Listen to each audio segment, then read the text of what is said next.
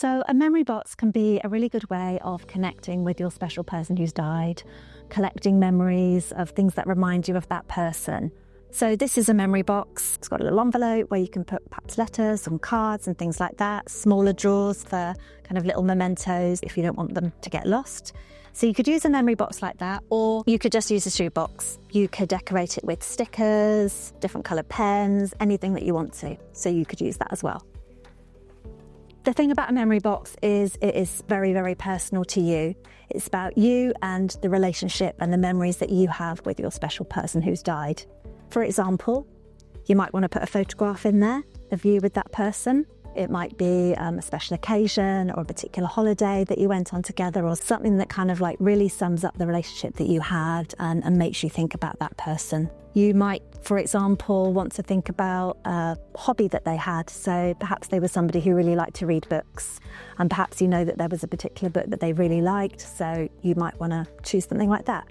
If it's not books, maybe they were really into arts and crafts or knitting or music, so you could put a playlist or something like that in your memory box. You might want to have a smell that reminds you of that person, so a perfume or an aftershave or even a shower gel or something like that. Perhaps we can put that in the drawer. An item of clothing could be something, so maybe a scarf, a pair of gloves, anything that maybe you remember that person wearing, and you can take that out and you can touch it, and sometimes they still have a little bit of the smell of that person on it as well. Cards, letters, tickets from maybe events and things that you went to together.